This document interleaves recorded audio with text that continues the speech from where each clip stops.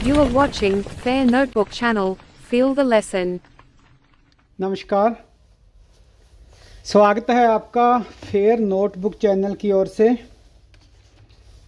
आज की हमारी वीडियो का विषय है नवारंभ नगर एवं राज्य, कक्षा 7वीं का सामाजिक अध्ययन का अध्याय 4। वीडियो में आप पाठ का सारांश, इसमें जो गतिविधियां क्रियाकलाप दिए गए हैं उनके उत्तर और प्रश्नों के उत्तर देखेंगे। यह पाठ प्राचीन भारत में नगरों और राज्यों के विकास की कहानी बताता है। इसमें बताया गया है कि गांव से नगर कैसे बने और जनपद व महाजनपद जैसी राजनीतिक व्यवस्थाएं कैसे विकसित हुई। यह अध्याय हमें द्वितीय नगरीकरण, शासन प्रणाली, व्यापार, तकनीक और समाज में आए महत्वपूर्ण परिवर्तनों को समझने में मदद करता है। इस वीडियो को देखने के बाद आप जान पाएंगे कि भारत में द्वितीय नगरीकरण से क्या अभिप्राय है, जनपदों और महाजनपदों का भारत के प्रारंभिक इतिहास में क्या महत्व है और इन जनपदों और महाजनपदों ने किस प्रकार की शासन प्रणाली का विकास किया। शुरू करते हैं आज का अध्याय। द्वितीय नगरीकरण का अर्थ भारत में पहली नगरीय सभ्यता हड़प्पा या सिंधु घाटी सभ्यता थी, जो लगभग 2000 ईसा पूर्व के बाद समाप्त हो गई। इसके बाद लंबे समय तक भारत में नगरीय जीवन लुप्त रहा और लोग ग्रामीण जीवन शैली में लौट गए। प्रथम सहस्त्राब्दी ईसा पूर्व में विशेष रूप से गंगा के मैदानी भाग में एक नई नगरीकरण की शुरुआत हुई। इसे द्वितीय नगरीकरण कहा जाता है। यह प्रक्रिया आज तक चल रही है। द्वितीय नगरीकरण के प्रमाण।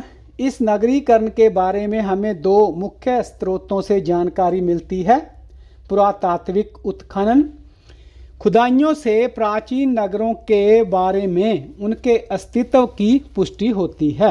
प्राचीन साहित्य, उत्तर वैदिक, बौद्ध और जैन साहित्य में इन नए नगरों का उल्लेख मिलता है। जनपद क्या थे? द्वितीय सहस्त्राब्दी ईसा पूर्व उत्तर भारत में लोग कुलों और वंशों के रूप में संगठित होने लगे। ये समूह समान भाषा और सांस्कृतिक परंपराओं को साझा करते थे। प्रत्येक कुल एक निश्चित भूभाग से जुड़ गया, जिसे जनपद कहा गया। संस्कृत में जनपद का अर्थ है जहां लोगों ने अपने पांव रखे, यानी जहां लोग बसने लगे। हर जनपद का एक राजा या शासक होता था। महाजनपदों का उदय। जैसे जैसे व्यापारिक मार्गों का विस्तार हुआ, विभिन्न जनपद आपस में जुड़े, ये और बड़े होने लगे, विकसित होने लगे।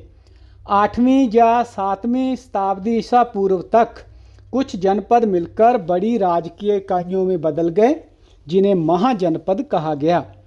प्राचीन ग्रंथों में 16 महाजनपदों की सूची मिलती है। ये उत्तर पश्चिम में गांधार से लेकर पूर्व में अंग तक और मध्य भारत में अशमक तक फैले हुए थे। स्क्रीन पर जो मानचित्र है, इन 16 महाजनपदों की सूची आप यहाँ देख सकते हैं। हालांकि इनकी जो सीमाएं हैं वो संभावित हैं। तो जो 16 मुख्य महाजनपद थे उन्हें कंबोज, पुष्प कलावती, गांधार, तक्षशिला, कुरु, विराट, अवंती, मथुरा, इसके अलावा त्रिपुरी, अशमक, श्रीवस्ती, वाराणसी, कुशीनारा, वज्जी, वैशाली, मगध और अंग, ये महाजनपद उस वक्त थे। इन जनपदों की विशेषताएं। अधिकांश महाजनपद गंगा के मैदानी भाग में केंद्रित थे। इसके कई कारण थे, जैसे कि गंगा के उपजाऊ मैदान, जिससे कृषि का विकास हुआ। पास की पहाड़ियों में लोहे की उपलब्धता, नए व्यापारिक मार्गों का विकास। महाजनपदों की राजधानियां बड़े नगर थे जो मजबूत दीवारों यानी किलों से घिरे हुए होते थे। बाहर सुरक्षा के लिए गहरी खाई, बनाई जाती थी। प्रवेश द्वार जानबूझकर संकरे बनाए जाते थे ताकि आने जाने वाले लोगों पर समान रूप से नियंत्रण रखा जा सके, उन्हें देखा जा सके। शक्तिशाली जनपद, इन जो जनपदों की सूची हमने पीछे देखी है उनमें सबसे ज़्यादा शक्तिशाली महाजनपद 4 थे: मगध, कौशल, वत्स और अवंती। प्रारंभिक लोकतांत्रिक परंपराएं, प्रत्येक जनपद में एक सभा या परिषद होती थी जिसे सभा या समिति भी कहा जाता था। इसमें कुल से संबंधित विषयों पर विचार विमर्श होता था। इसके अधिकांश सदस्य कुल के वरिष्ठ लोग ही होते थे। एक अच्छा राजा वह माना जाता था जो मंत्रियों, प्रशासकों और सभा समिति से परामर्श लेकर निर्णय ले। कुछ ग्रंथों के अनुसार यदि राजा कोई अयोग्य होता तो सभा उसे पदच्युत भी कर सकती थी, हटा सकती थी।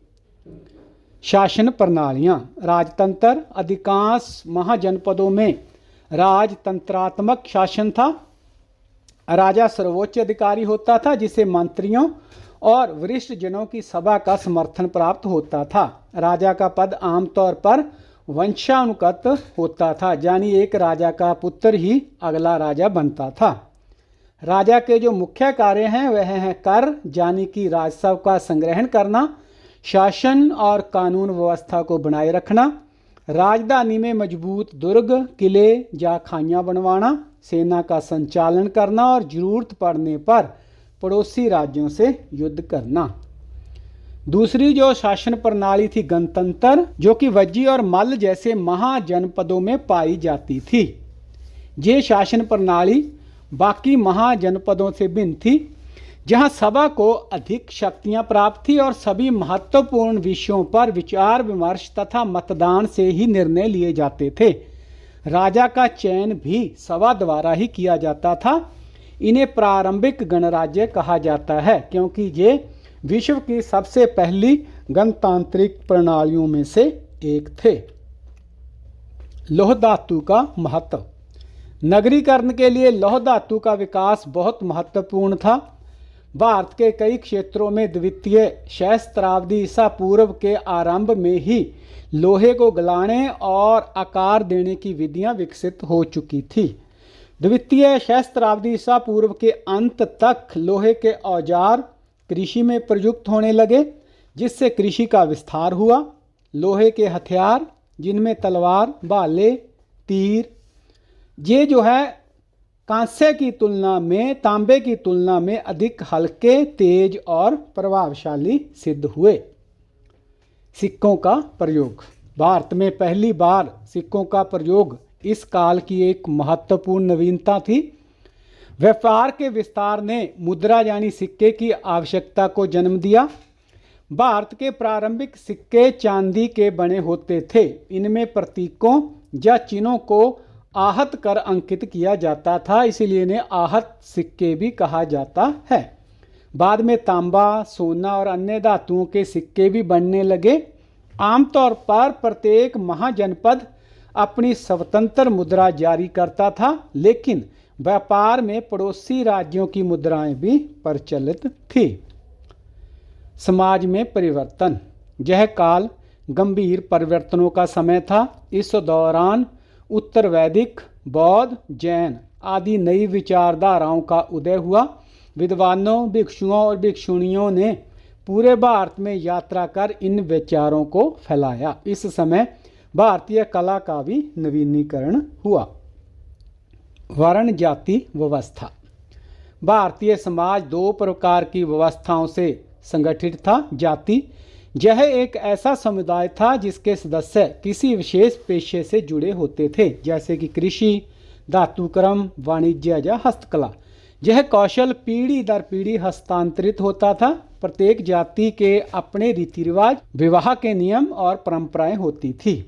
इसके अलावा वर्ण, यह वैदिक ग्रंथों से उत्पन्न अवधारणा थी। 4 प्रकार के वर्ण थे: ब्राह्मण, ज्ञान को सुरक्षित प्रचार प्रसार करने और धार्मिक कार्य करने वाले; क्षत्रिय, समाज और देश की रक्षा करने वाले, युद्ध करने वाले; वैश्य, व्यापार, व्यवसाय या कृषि द्वारा समाज की समृद्धि बढ़ाने वाले; और शूद्र, शिल्पकला, निर्माण, सेवा या अन्य कार्यों में भाग लेने वाले लोग। प्रारंभिक लचीलापन। ऐतिहासिक प्रमाणों से पता चलता है कि प्रारंभिक काल में लोग और समुदाय अपनी परिस्थितियों के अनुसार अपना व्यवसाय बदल सकते थे। कुछ ब्राह्मण व्यापार या सैनिक कार्यों में भी प्रवृत्त हो जाते थे। समय के साथ कठोरता। समय के साथ साथ यह प्रणाली कठोर होती गई, जिससे निम्न जातियों के प्रति असमानता और भेदभाव बढ़ा। यद्यपि वर्ण जाति व्यवस्था एक प्रमुख सामाजिक व्यवस्था थी, लेकिन यह एकमात्र नहीं थी। अन्य सामाजिक व्यवस्थाएं विद्यमान होने का पता भी चलता है। भारत के अन्य भागों में विकास। प्रथम सहस्त्राब्दी ईसा पूर्व में व्यापार, तीर्थ यात्रा और सैनिक अभियान के लिए महत्वपूर्ण संचार मार्ग विकसित हुए, जैसे कि उत्तरापथ उत्तर पश्चिम क्षेत्रों से गंगा के मैदानों और पूर्वोत्तर भारत को यह जोड़ता था। जैसा कि आप मानचित्र में देख रहे हैं, काले रंग की जो रेखा है, दक्षिण पथ कौशाम्बी से शुरू होकर विंध्य पर्वत को पार करते हुए दक्षिण भारत की ओर जाता था। इसके अलावा अनेक समांतर मार्ग पश्चिमी और पूर्वी तटों के महत्वपूर्ण बंदरगाहों को जोड़ते थे। पूर्वी क्षेत्र। पूर्व में शिशुपालगढ़, आधुनिक भुवनेश्वर, उड़ीसा नामक स्थान जैसे प्रमुख नगर भी उभरे। यह कलिंग क्षेत्र की राजधानी थी और सुनियोजित वर्गाकार आकार पर बनी थी। भारतीय उपमहाद्वीप के दक्षिणी क्षेत्रों में नगर निर्माण की प्रक्रिया 400 ईसा पूर्व के आसपास हुई। इस काल में 3 प्रमुख राज्यों चोल, चेर और पांड्य का उदय हुआ। प्राचीनतम तमिल साहित्य में इनके राज्यों और राजाओं का उल्लेख मिलता है। दक्षिण क्षेत्र बहुमूल्य रत्नों, स्वर्ण और सुगंधित मसालों जैसे संसाधनों से समृद्ध थे। इन्होंने न केवल भारत बल्कि विदेशी राज्यों के साथ भी लाभप्रद व्यापार किया। तो इस पाठ से हमने सीखा कि दूसरी सहस्त्राब्दी सामान्य संवत पूर्व के अंत से उत्तर और मध्य भारत के कुछ भागों में जनपदों का उदय हुआ। ये छोटे राज्य थे जिनका शासक एक राजा होता था, जो वरिष्ठ जनों की परिषद से सलाह लेकर निर्णय लेता था। प्रथम सहस्त्राब्दी सामान्य संवत पूर्व में 16 महाजनपद प्रथम संगठित राज्य के रूप में स्थापित हुए। इसी कालखंड में भारत में द्वितीय नगरीकरण का आरंभ हुआ, जो गंगा क्षेत्र से दक्षिण भारत तक सभी दिशाओं में विस्तृत हो गया। लगभग 300 सामान्य संवत पूर्व तक महाजनपदों का अस्तित्व समाप्त हो गया। इसी अवधि में उत्तर दक्षिण, पूर्व पश्चिम और संपूर्ण उपमहाद्वीप को जोड़ने वाले एक विशाल सड़क मार्ग का निर्माण भी हुआ। इन मार्गों के माध्यम से लोगों, वस्तुओं, विचारों और शिक्षाओं का आदान प्रदान हुआ। नवारंभ, नगर एवं राज्य। इस पाठ के आरंभ और बीच में दिए गए क्रियाकलाप और प्रश्नों के उत्तर इस प्रकार से हैं। पाठ के आरंभ में पूछा गया, भारत में द्वितीय नगरीकरण से क्या अभिप्राय है? तो इसका उत्तर है, हड़प्पा सभ्यता के पतन के बाद भारत में नगरीय जीवन समाप्त हो गया। प्रथम सहस्त्राब्दी ईसा पूर्व में गंगा के मैदानी भागों में पुनः नगरों का विकास हुआ। इसे ही द्वितीय नगरीकरण कहा जाता है। प्रश्न, जनपदों और महाजनपदों का भारत के प्रारंभिक इतिहास में क्या महत्व है? इसका उत्तर है, जनपदों और महाजनपदों ने भारत में संगठित राज्य व्यवस्था की नींव रखी। इन्होंने शासन प्रणाली, नगरीकरण, कृषि, व्यापार, सांस्कृतिक विकास को बढ़ावा दिया। इनके काल में ही लोकतांत्रिक परंपराओं की शुरुआत हुई। इसके बाद प्रश्न है कि इन जनपदों और महाजनपदों ने किस प्रकार की शासन प्रणाली का विकास किया? तो इसका उत्तर है, इन्होंने 2 प्रकार की शासन प्रणालियां विकसित की। सबसे पहले राजतंत्र। अधिकांश महाजनपदों में राजा सर्वोच्च होता था, लेकिन वह सभा और मंत्रियों से सलाह लेकर निर्णय लेता था। दूसरा है गणतंत्र। वज्जी और मल्ल में सभा को ज़्यादा शक्तियां प्राप्त थी। राजा का चयन भी सभा ही करती थी और मतदान से अधिकतर निर्णय लिए जाते थे। ये विश्व के प्रारंभिक गणराज्य थे। आइए विचार करें एक गतिविधि पेज नंबर 70 पर कि ध्यान दें अधिकांश महाजनपद गंगा के मैदानी भाग में केंद्रित थे। अधिकांश महाजनपद गंगा के मैदानी भाग में केंद्रित होने के यही 3 मुख्य कारण थे। उपजाऊ मैदान, गंगा के उपजाऊ मैदान में कृषि का विकास संभव हुआ। दूसरा, लोहे की उपलब्धता, समीपवर्ती पहाड़ियों में लोह की उपलब्धता जिससे कि कृषि के औजार और हथियार बनाए गए। और व्यापारिक मार्ग, नवीन वाणिज्यिक पथों का विकास और विस्तार जो व्यापार को बढ़ावा देता था। तो इसी कारण ज़्यादातर जो महाजनपद हैं वो गंगा के मैदानी भाग में स्थापित हुए। पेज नंबर 70 पर ही पूछा गया है, इन नवीन राजकीय इकाइयों में सर्वाधिक शक्तिशाली महाजनपद 4 थे, मगध, कौशल, वत्स और अवंती। मानचित्र को देखकर क्या इनकी राजधानियों की पहचान कर सकते हैं? तो इसका उत्तर है मानचित्र देखकर इन महाजनपदों की राजधानियों की पहचान की जा सकती है। मगध की राजगृह, कौशल श्रीवस्ती, वत्स कौशाम्बी और अवंती उज्जैनी। इनमें से अधिकांश नगर आज भी आधुनिक भारतीय नगरों के रूप में पहचाने जा सकते हैं। पेज नंबर 70 पर ही है कि इस मानचित्र की तुलना कक्षा 6 के अध्याय इंडिया अर्थात भारत में महाभारत काल में उल्लिखित प्रदेशों के मानचित्र से करें। उन नामों को सूचीबद्ध करें जो दोनों में समान है। आपके अनुसार यह समानता क्या संकेत देती हैं? तो जब दोनों मानचित्रों को हम कंपेयर करते हैं तो जो समान नाम सामने आते हैं वो है गांधार, कुरु, पांचाल, मत्स्य, शूरसेन, कौशल, काशी, अंग और मगध। यह समानता संकेत करती है कि महाभारत काल और महाजनपद काल के बीच क्षेत्रीय पहचान और नाम बने रहे। इन क्षेत्रों की भौगोलिक और सांस्कृतिक सीमाएं लंबे समय तक स्थिर रही और प्राचीन भारत में क्षेत्रीय पहचान और नामकरण की मजबूत परंपरा थी जो पीढ़ियों तक चली। पेज नंबर 74 पर पूछा गया है कि तालिका में वर्ग में जो है आपने हाँ या नहीं लिखना है जो भारतीय सभ्यता के दोनों चरणों की रोचक तुलना करती है, यानी प्रथम नगरीकरण और द्वितीय नगरीकरण की। गंगा का मैदान, तो इसका जो जिक्र है प्रथम नगरीकरण में नहीं दूसरे में हाँ। बौद्ध मठ पहले नगरीकरण में नहीं दूसरे में हाँ। साहित्य प्रथम नगरीकरण में नहीं मिलता दूसरे में हाँ। व्यापार, इसके संकेत प्रथम और द्वितीय दोनों नगरीकरण में मिलते हैं। युद्ध कला, इसके प्रमाण प्रथम नगरीकरण में नहीं है लेकिन द्वितीय नगरीकरण में है। ताम्र या कांस्य, तांबे का उपयोग प्रथम नगरीकरण में मिलता है लेकिन दूसरे नगरीकरण में नहीं। दूसरे में जो है लोहे का जो प्रयोग हमें देखने को मिलता है। पेज नंबर 76 पर पूछा गया कि विकसित समाज अपने आप को विभिन्न समूहों में क्यों विभाजित करता है, ऐसा क्यों होता है, इसके संभावित कारणों पर विचार करें।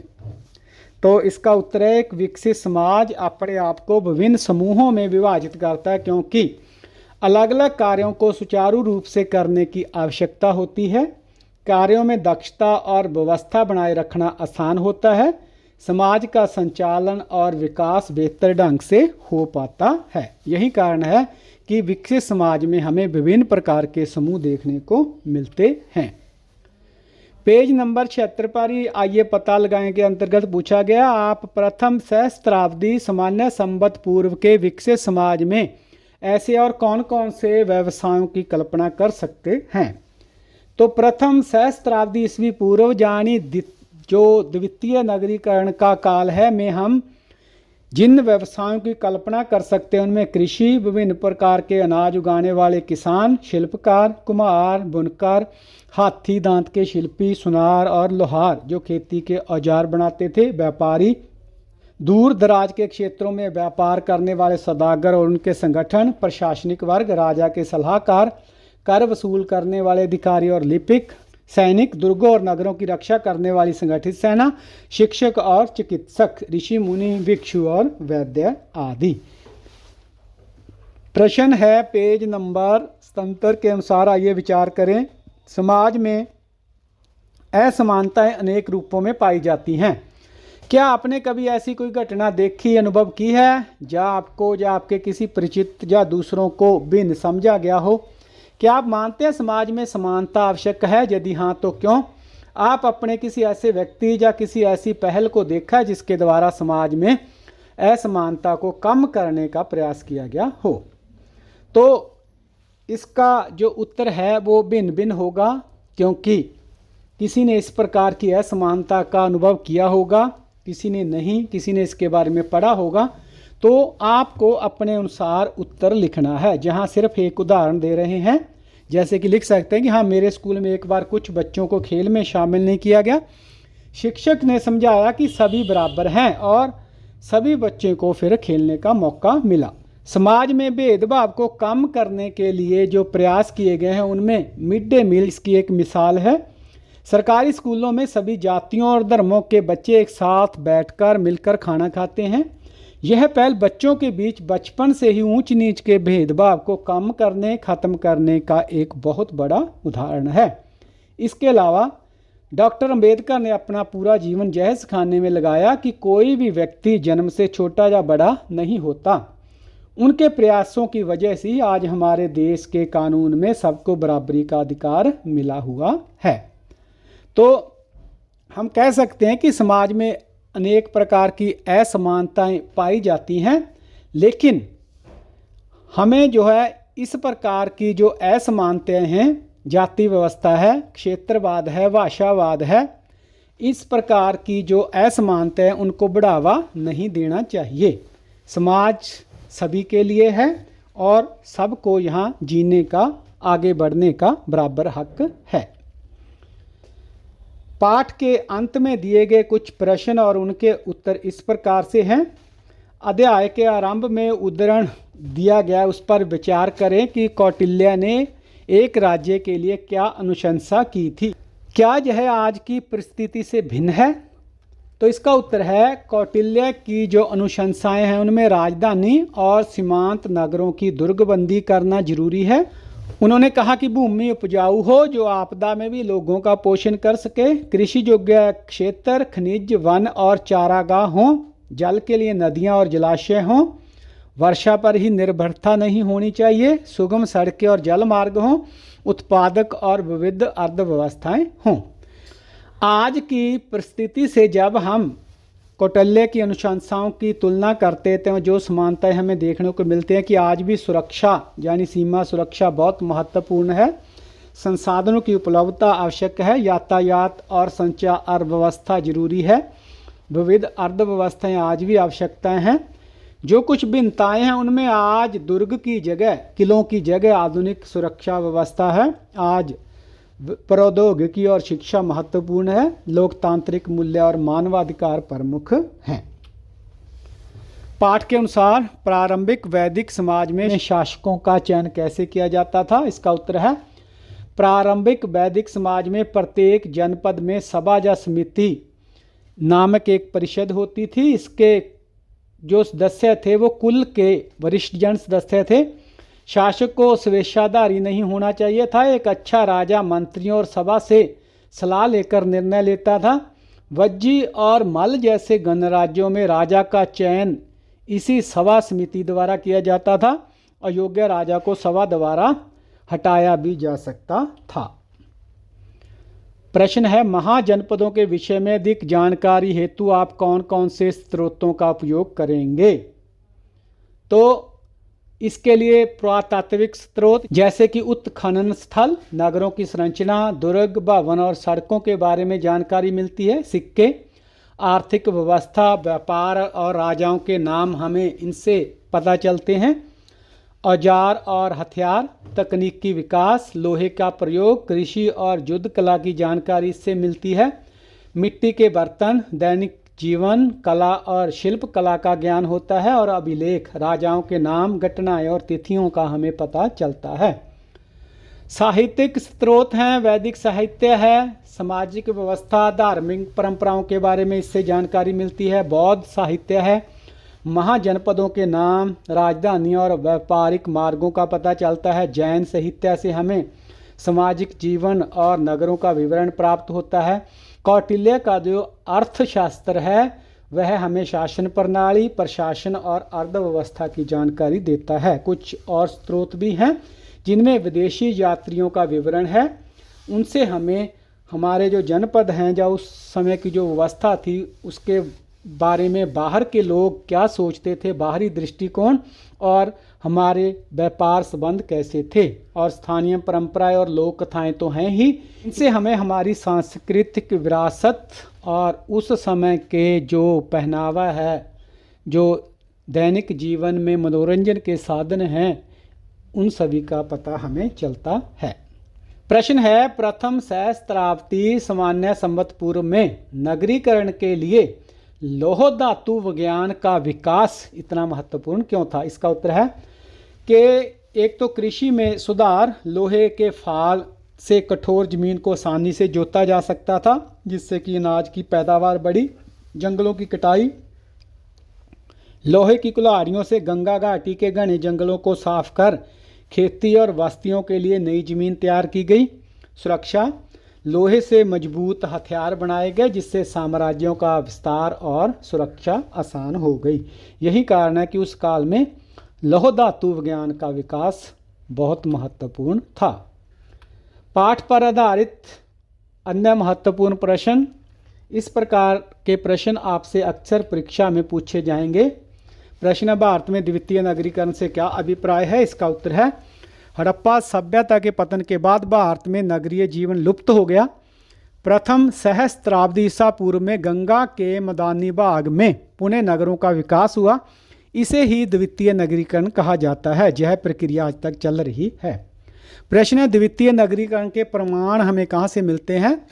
तो इसके दो प्रमुख स्रोत हैं। पुरातात्विक उत्खनन से प्राचीन नगरों के अवशेष जो मिले हैं उससे पता चलता है। दूसरा साहित्य है, जो प्राचीन उत्तर वैदिक, बौद्ध और जैन साहित्य है, उनमें इन नगरों और इनकी राजधानियों का जिक्र हमें मिलता है। प्रश्न, जनपद का क्या अर्थ है?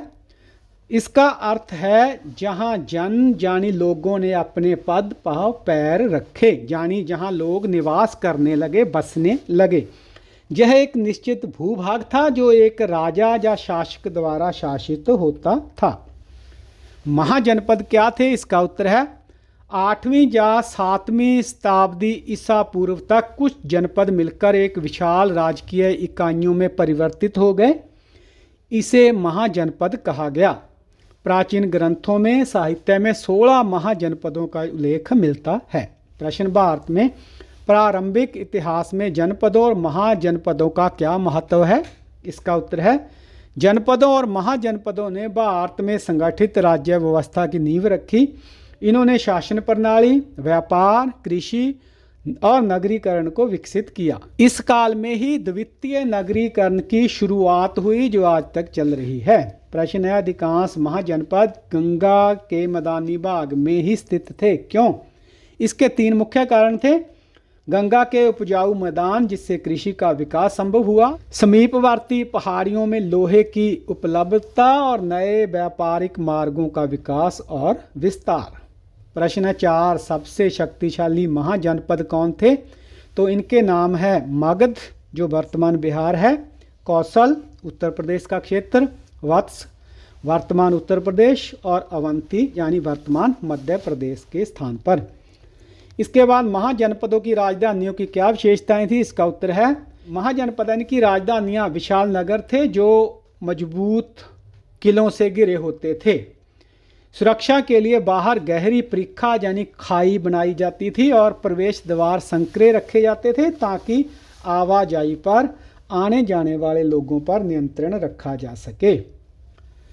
जनपदों और महाजनपदों ने किस प्रकार की शासन प्रणाली का विकास किया? तो इसका उत्तर है, इन्होंने 2 प्रकार की शासन प्रणालियों का विकास किया। राजतंत्र, अधिकांश महाजनपदों में राजा ही सर्वोच्च होता था लेकिन मंत्रियों और सभा से सलाह लेता था। दूसरा गणतंत्र, वज्जी और मल जैसे महाजनपदों में सभा को ज़्यादा शक्तियाँ प्राप्त थी और राजा का चयन भी यही सभा करती थी। प्रश्न है, प्रारंभिक लोकतांत्रिक परंपराएं क्या थी? इसका उत्तर है, प्रत्येक जनपद में सभा या समिति नामक परिषद होती थी। इसके कुल के वरिष्ठ जन सदस्य होते थे। महत्वपूर्ण विषयों पर विचार विमर्श होता था। एक अच्छा राजा सभा से सलाह लेकर निर्णय लेता था। कुछ ग्रंथों के अनुसार अयोग्य राजा को हटाने का जो प्रावधान भी होता था। प्रश्न, राजा के प्रमुख उत्तरदायित्व यानी कार्य क्या थे? तो इसका उत्तर है कर यानी कि राजस्व का संग्रहण करना, शासन और कानून व्यवस्था बनाए रखना, राजधानी में दुर्ग और परीखा बनवाना, सेना का संचालन करना और आवश्यकता पड़ने पर युद्ध करना। प्रश्न है, वज्जी और मल्ल महाजनपदों को प्रारंभिक गणराज्य क्यों कहा जाता है? इसका उत्तर है इन महाजनपदों में सभा को ज़्यादा शक्तियां प्राप्त थी। सभी महत्वपूर्ण विषयों पर विचार विमर्श और मतदान से निर्णय लिए जाते थे। राजा का चयन भी सभा द्वारा होता था। यह गणतांत्रिक प्रणाली थी, इसीलिए इसे विश्व की सबसे पहली गणतांत्रिक प्रणालियों में एक माना जाता है। प्रश्न, नगरीकरण में लौह धातु का क्या महत्व था? इसका उत्तर है लौह धातु का विकास द्वितीय नगरीकरण के लिए महत्वपूर्ण था, क्योंकि लोहे के औजारों से कृषि का विकास हुआ। लोहे के हथियार, तलवार, भाले, तीर ये तांबे की तुलना में हल्के, तेज और प्रभावशाली सिद्ध हुए और इससे उत्पादन और रक्षा दोनों में सुधार हुआ। प्रश्न है, भारत में सिक्कों का प्रयोग कब और क्यों शुरू हुआ? इसका उत्तर है व्यापार के विस्तार ने मुद्रा यानी सिक्के की आवश्यकता को जन्म दिया। भारत के प्रारंभिक सिक्के चांदी के बने होते थे। इनमें प्रतीकों को आहत कर अंकित किया जाता था, इसलिए इन्हें आहत सिक्के कहा जाता है।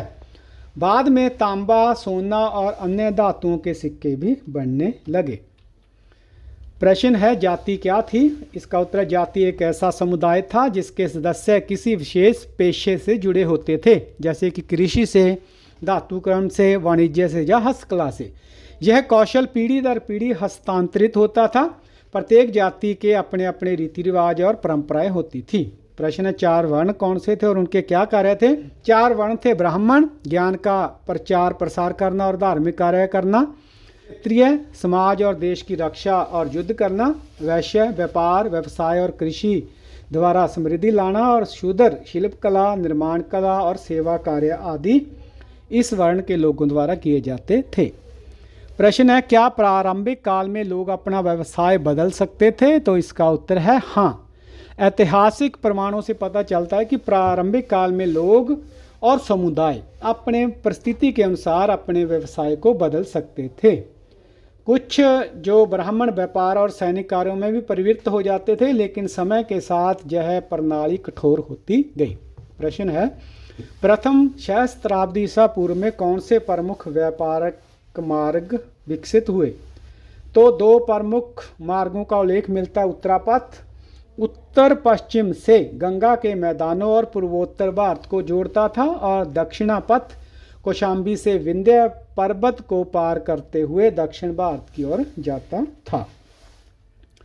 प्रश्न, दक्षिण भारत में कौन से 3 प्रमुख राज्य उभरे? तो लगभग 400 ईसा पूर्व के आसपास दक्षिण भारत में 3 प्रमुख राज्य जो उभरे, उनके नाम हैं चोल, चेर और पांड्य।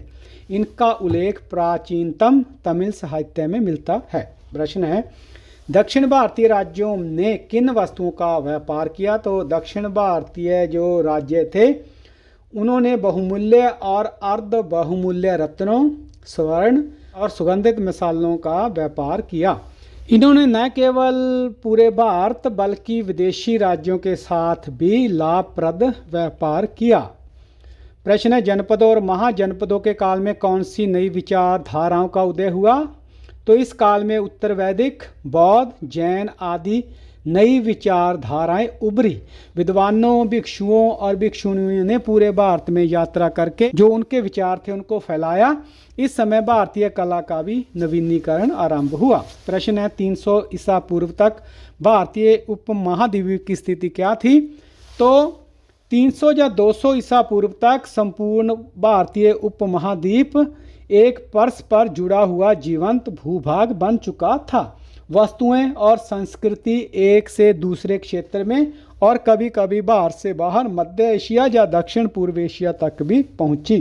प्रश्न है, शिशुपालगढ़ की क्या विशेषता थी? इसका उत्तर है शिशुपालगढ़ जो कि आधुनिक भुवनेश्वर था, कलिंग क्षेत्र की राजधानी थी। यह नगर सुनियोजित वर्गाकार और आधार संरचना पर बना था।